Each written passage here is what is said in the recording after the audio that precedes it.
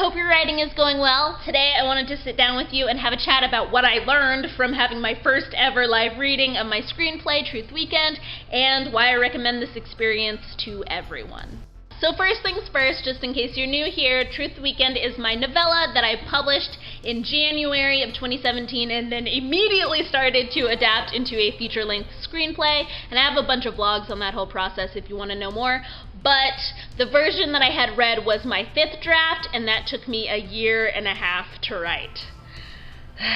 So the morning of the live reading, I was so nervous. I felt like I was gonna throw up. Every part of me wanted to self-sabotage and cancel or not even plan the event, and I had to shut off a very mean part of my brain that's like, you're delusional, this is garbage, no one's even gonna want to make your movie, what's the point of even trying? I had to shut off that shit and go, no, you're doing this. This is how you become better. This is how you get a movie made. You are going to rent out a room. You are going to get actors. You are going to Skype in your editor, and it's going to be great.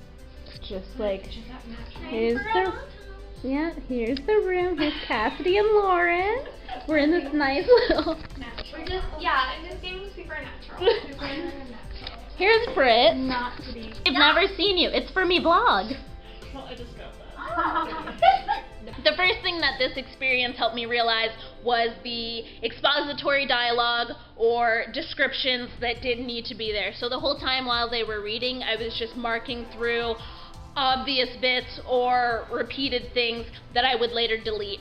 I think I ended up deleting almost 1,000 words, which is a lot for a screenplay, and it just helped me see that the audience is smart. It's a visual medium. I don't have to hold their hand. They get it. Number 2 is pacing. This was something that I was really excited to see play out, and honestly gave me a sigh of relief because I have been a nutcase about pacing from the beginning, because I love a walk and talk sequence and I love a dinner, but as we all know, if it's not done in an interesting way, and if it doesn't push the characters out of their comfort zone or force them to open up, it is the most nauseating part of the movie. But overall, I was pretty happy with my pacing, except for one scene that made me wig out, and I think in the back of my mind, I always knew that it wasn't up to snuff with the rest of the script. Which brings me to number 3, which is the thing that you think is terrible, don't be lazy, just change it. As much as this was a confidence boost and very inspiring, it also confirmed that a scene that I wasn't confident about truly wasn't working, and it made me question, why am I trying to force this scene? Why am I shoving this monologue down her throat? What are we gaining as an audience from hearing this? So since then, I just had to rip apart the whole scene and really get down to the root of what I was trying to convey. Number 4, it helped me see what lines sounded inhuman and terrible. That's it. Some of the lines just hit my ear wrong and I ended up changing them or deleting them. Number 5, it lets you know if your jokes are funny. I wrote most of these jokes or funnier bits a year and a half ago and have read over them what feels like thousands of times. So to me, they are no longer funny. But hearing somebody crack up over something that I wrote is like crack, and I love validation. And sometimes for the jokes that don't work, oftentimes they just need like a little tweak or a better setup. So while you're doing your reading, don't be afraid to throw out extra lines for the actors to try out. Or don't be afraid to correct them and say, hey, maybe play it like this, or don't play the joke. Oftentimes I find that a lot funnier when people just play it straight in absurd situations. And last but not least is tone. Now this certainly isn't something that I was looking out for when I was going into the live reading, but in my head, Truth Weekend was always, a little bit more subdued and quiet. It's very understated. But hearing it out loud, it is much more of a comedy than I thought it was, or that I intended it to be. I wasn't aware of how many jokes per page there were, or how absurd these two girls like sense of humor is.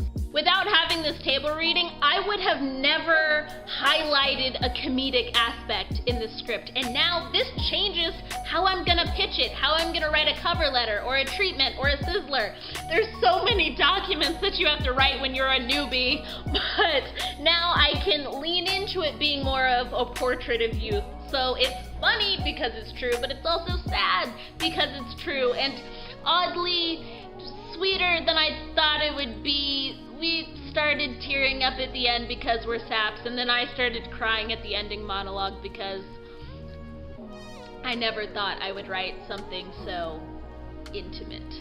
So if you're thinking of doing a table read, I highly recommend it. It's always going to be scary getting feedback, but it's also oddly inspiring, and then immediately after, I wanted to go home and write. Alright guys, that's all that I have for you today. I hope you found this helpful. That's why I originally started this YouTube channel, so you could see what I do and learn from my mistakes as I try and figure out how to become a filmmaker and a writer, with a tiny subplot of me learning how to be a functioning adult. Anyway, if you want to check out my sketch, I haven't posted one of those in 47 years, but I got my mojo back and more are on the way, so if you want to see that, a link is in the description along with my writing and my blog, and I will see all of you lovely people in my next video. Bye!